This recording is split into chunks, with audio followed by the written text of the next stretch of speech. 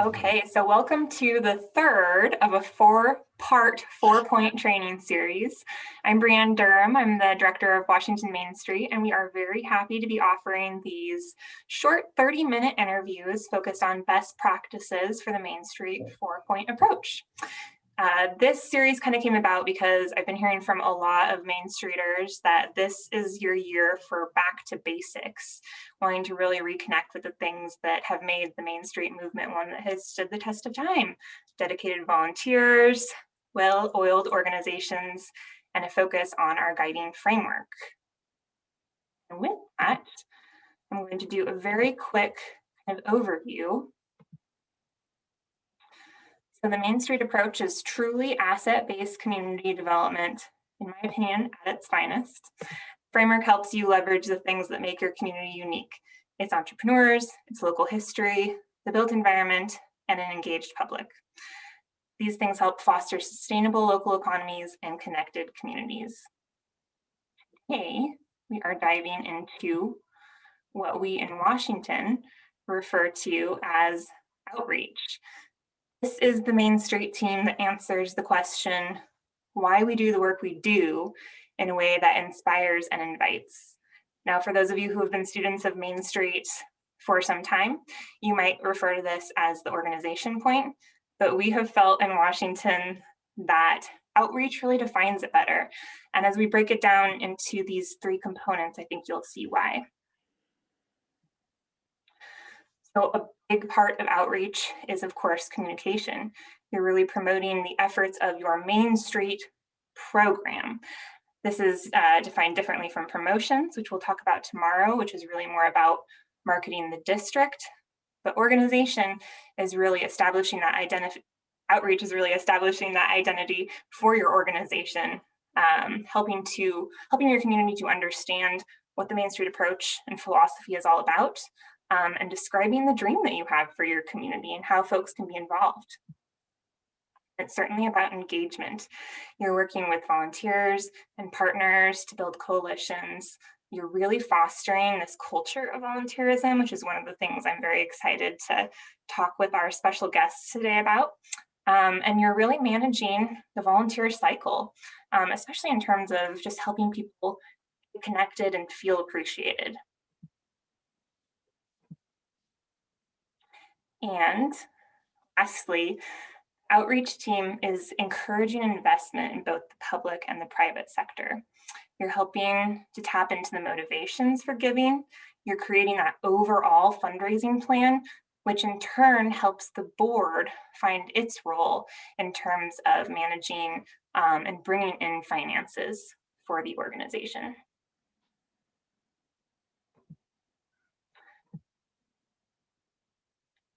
Sorry about that. There we go. So with that, I am very excited to introduce our guests for today. Very grateful for Mary Damaris, Executive Director of the Gig Harbor Downtown Waterfront Alliance, and Mary Gorman, who's with RE/MAX Northwest and is the chairperson for Gig Harbor's Outreach Committee. Thank you both so much for joining us today. I've for a long time really admired how much dedication Gig Harbor has toward this part of the Main Street approach. And so with that, I want to turn it over to you, just asking you, for Gig Harbor, what does outreach mean? Why is it so important to your program? So part of what the importance lies in the fact that it is part of our mission. It's spelled out, bringing together our community and involving the stakeholders that are important to the success of our downtown.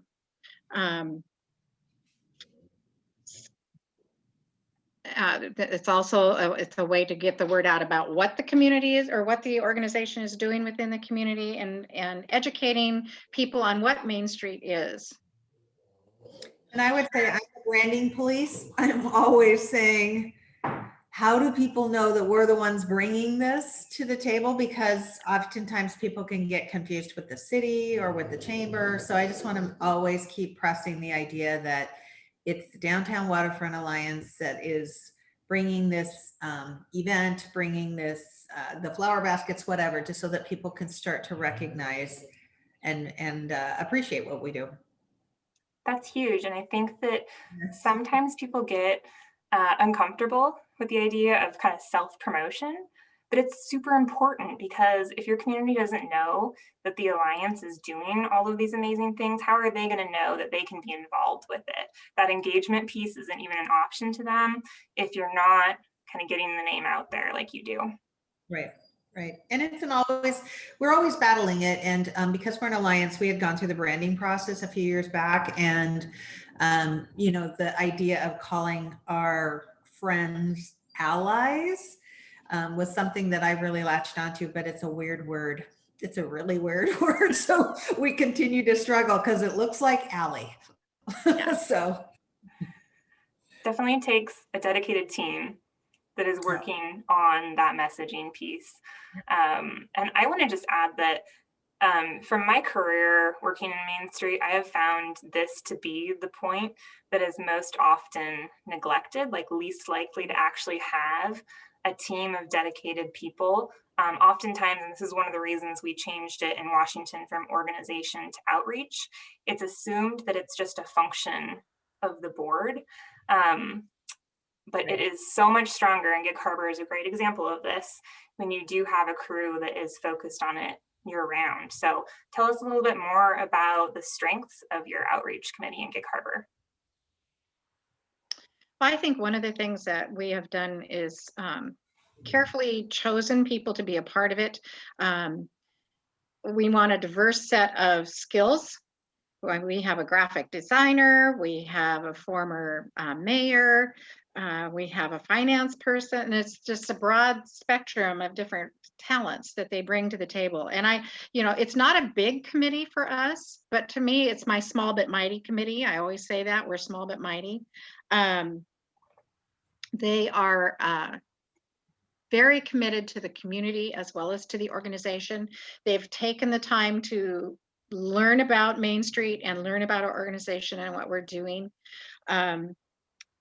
So I would just say, the diversity that the committee brings is so important, and that vision for the community itself, and it's the big picture. It's the big picture of how everything that we're doing impacts downtown and the rest of the Gig Harbor community.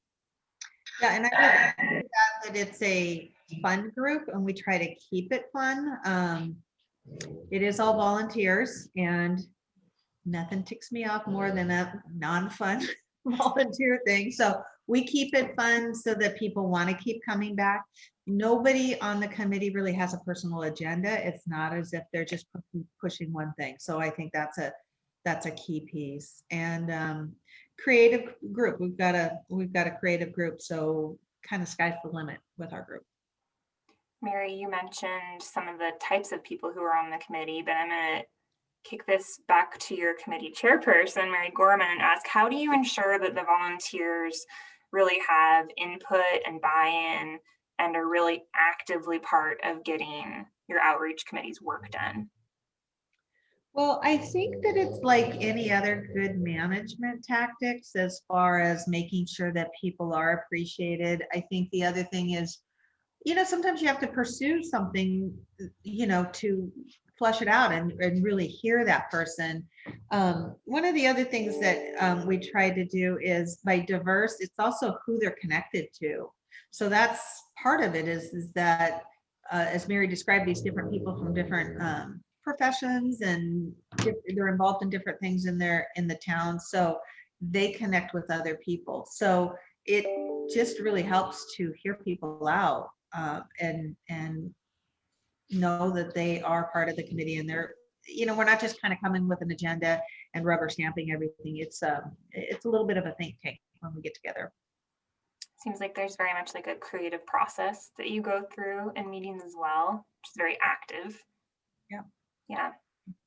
So I know that there are a couple of examples that you have to share that really kind of highlight the strengths of your outreach committee. I think we're going to be talking maybe first about how they're engaged in fundraising, and then second story being more about kind of volunteer appreciation. Yeah. Mary, you want me to take the fundraising one? Sure. Okay, so one of the things that we do as a committee, we've kind of gotten into this mode of let's pick a theme. And that helps dictate what we are going to actually do. So I know that the B&O tax program is structured a little bit differently today. It's a little easier to work with, but back in the day, it was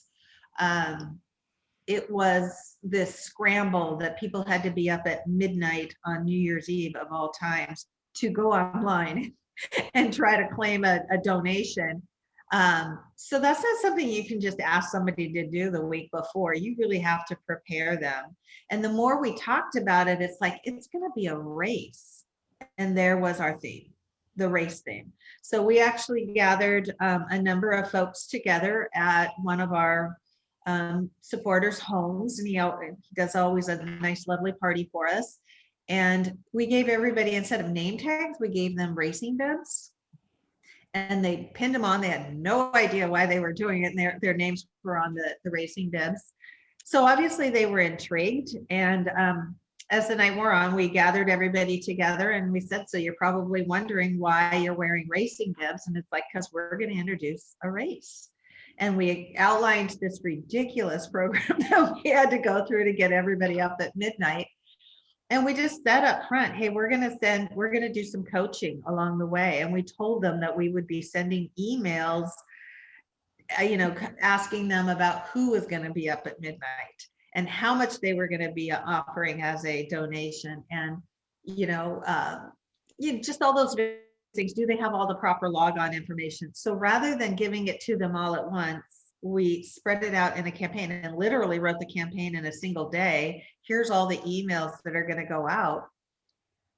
And so that coaching happened. And again, apologized up front so they wouldn't be annoyed by it, but really it was helpful to them. Oh, hadn't thought about, we have to really get it pinned down how much we're going to be donating. So that needed to be taken care of, not on the 31st of December, but sometime throughout the month of December. The whole thing just worked beautifully. People were engaged because it was different. It was interesting. It was kind of fun. And one of the things that happened kind of spontaneously is one of the donors who feels very passionate about our organization just stepped up and kind of gave a testimonial. So the whole environment, the whole, the party, the background information, well thought out, was an opportunity given to this donor for him to share his own thoughts and really encourage other people to donate as well. So themes are an excellent way to just kind of be done with it. Once you have a theme, you can have fun, and you can also, you have to get the message out more than once. I think for my old advertising days, I think it's 7 times you have to send that message. Well, we do about 10.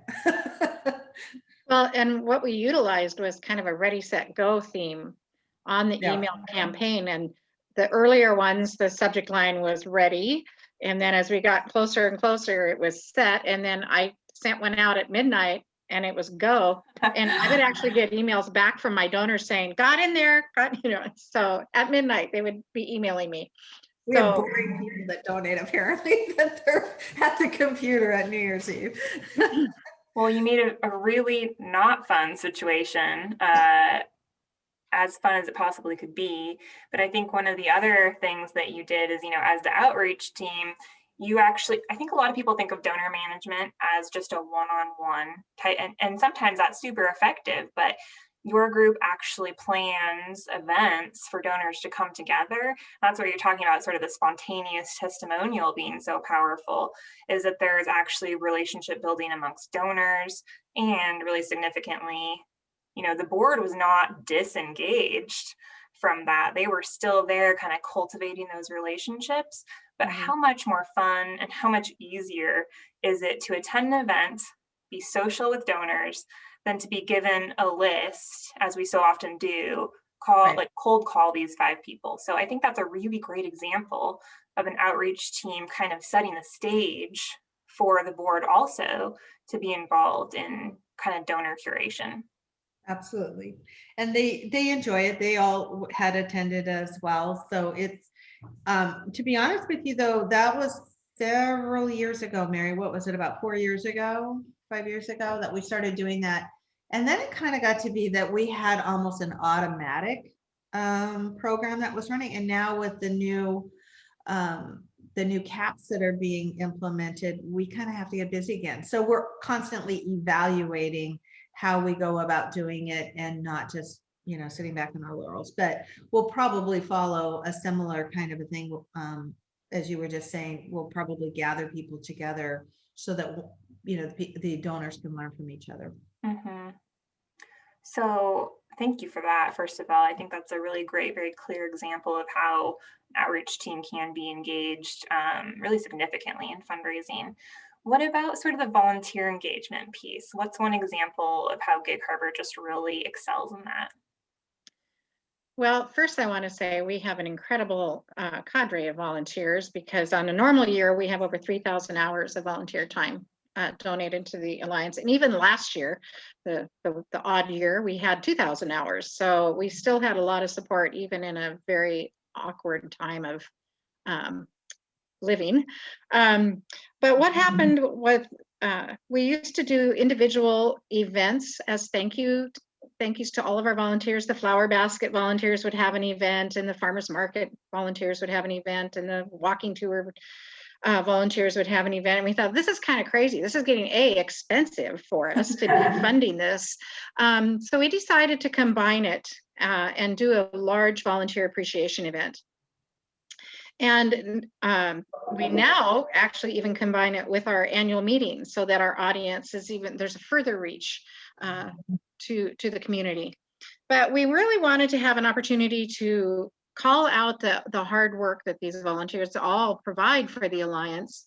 And I think what it became too was an education process for the community, because they, as we would call out each of the groups that were volunteering, you know, everybody learned more and more about all the different projects that we're involved in. And I even heard one of my Flower Basket volunteers say, after another group was recognized, well, I didn't know they did that. So it's even an education, it's even an education process for our existing volunteers. The other piece of it is that our volunteers bring friends and they become new volunteers. So we are recruiting at the same time as we are thanking our volunteers.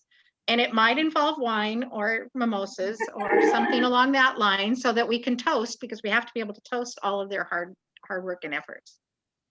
So as an example, during that, one time it was our 10th anniversary. So the theme was champagne toasts. So everybody was given champagne, and as a group we would say, we want to acknowledge all of the Flower Basket waters. So we'd have them all stand, say a few words, and toast them. And then we had the walking tour guides get up, and then we toasted them.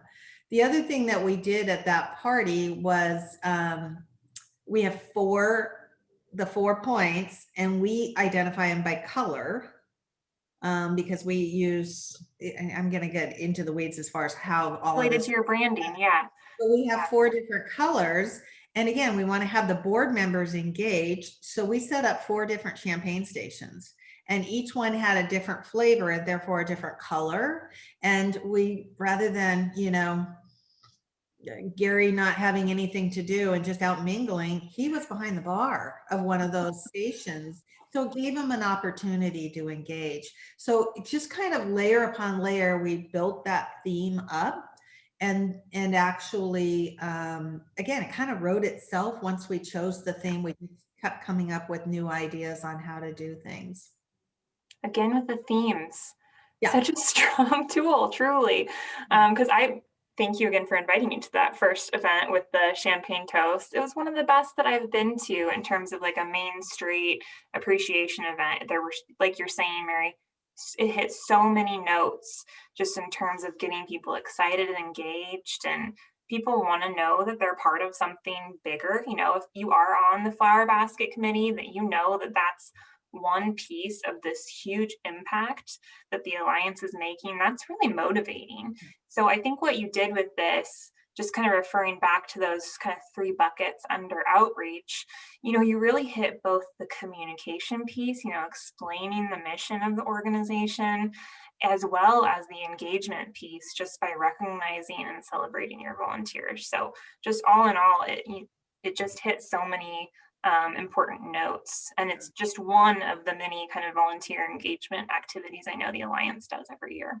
Yeah, can I also put in the individual awards? And so early on, we decided we weren't going to have the volunteer of the year and the business of the year. We decided we were going to look back on our year, and we determined who were the real standouts. And it may have been because they redid their storefront, or that they were launching a business and they just had a wildly successful launch. And we're a maritime community, so we chose the maritime theme. And so we give out awards, not for the best new business, we give out awards for the best launch, or we give out first mate award as opposed to the volunteer of the year, or we give out the anchor award for some outgoing board members that have just been an anchor for us over the years. So again, kind of figure out what's unique about your own community and roll with it. The idea is to start coming once you kind of go in that direction and let yourself be creative in that way. And it's kind of fun. And we always do a little, here's why that person is so, it played such an important role this past year. And it's just a really great way to celebrate. So guess what? Sometimes we don't have a volunteer of the year. We just have who the real standouts were. So another tool that we use at those events, and we are very fortunate that we have on staff a very talented videographer. And so we try and do videos that also fall into the theme. One year, and I think it was shown at one of the Revitalize Washingtons, we did It's a Wonderful Waterfront. And it was a takeoff of It's a Wonderful Life. So that's another piece. And people love to see themselves in these videos. They love to see their friends in the videos. So that's just another piece of the outreach. I love it.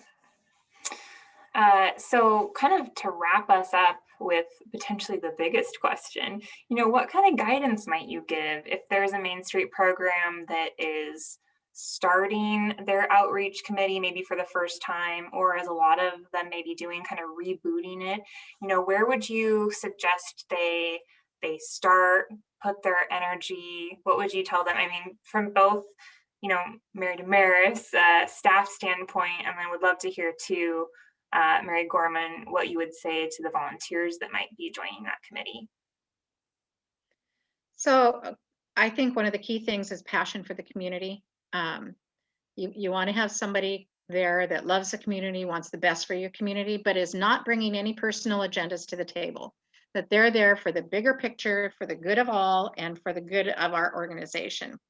And of course, getting them up to speed on what Main Street is. I mean, that's critical. And one of the ways that we do that is that we encourage all of our board members and our committee members, go to Revitalize Washington. And we usually have a pretty big group that comes and goes through all the trainings. So that's, I think, key too, is to give them those opportunities to learn about what we're really about.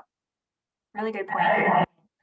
Yeah, I mean, just understanding, especially for this committee, it's their job to communicate that. So having a really good sense for what Main Street is all about and learning about your organization is a very good first step.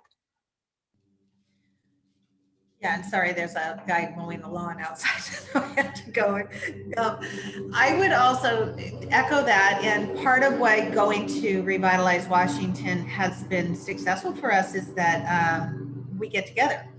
We have a dinner that night, so it's not just go to the conference. Mary always arranges so that we can all have a dinner together, and there's just something about that camaraderie. So the whole thing is exactly what we've talked about. Make it fun, make it interesting. I struggled with for a long time as far as the definition of org. I did not get why it was different than the board, and I also struggled with why is Main Street different than the city or the chamber. And I think part of that is just know that your folks may be struggling with that as well, and just kind of keep at it, keep repeating it. Got to hear it 7 times before it actually makes some sense. And so stick with it.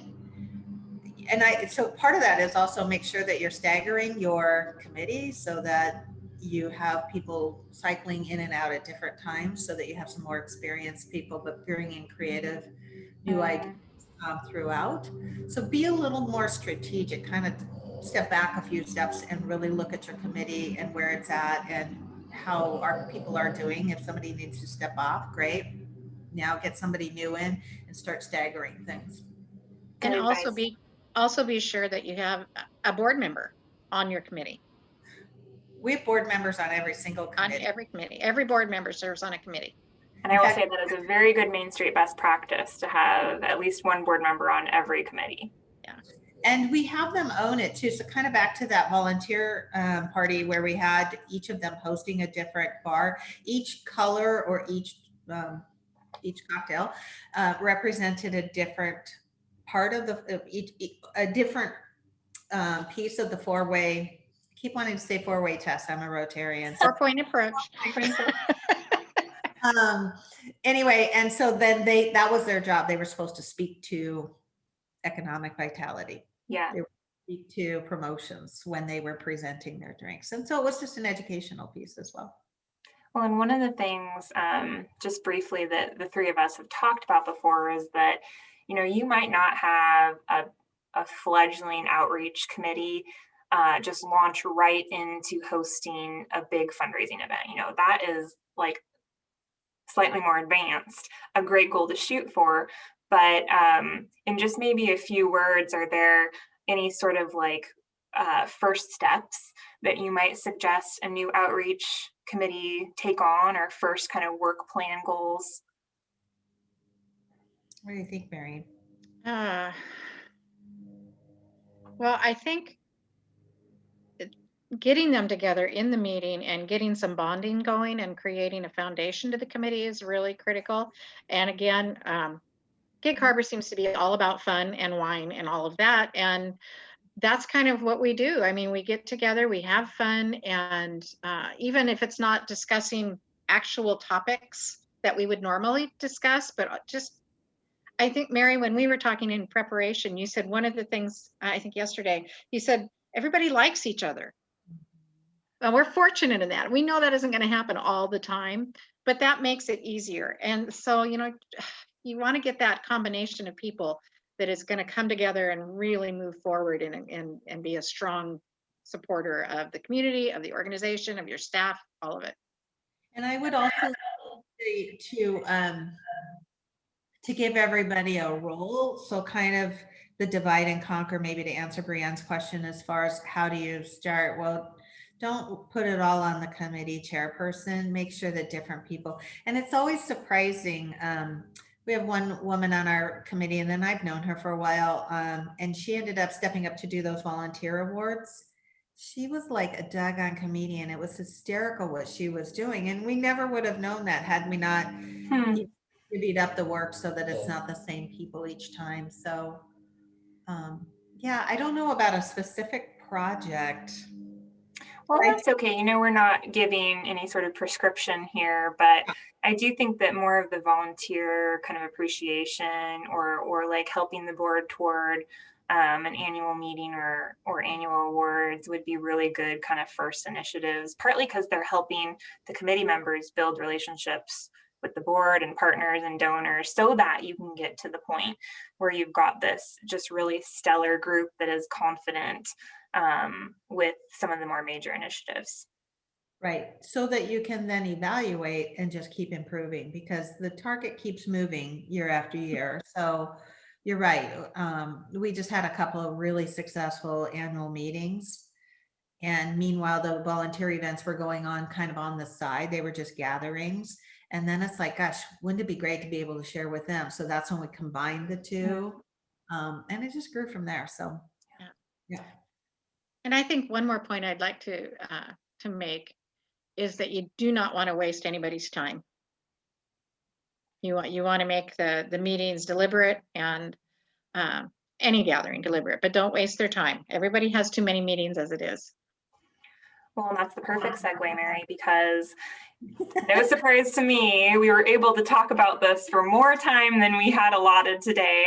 But I really appreciate you both so much. I think this is such an interesting and important part of the Main Street approach, and we're just glad that Gig Harbor has been leading the way for us in Washington. So this has been recorded for those of you watching live, and we highly encourage you to share it even in maybe your new outreach committee meeting so that people can kind of gel around some of these ideas.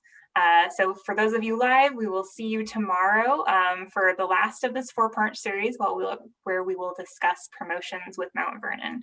Have a great day, everybody. Bye.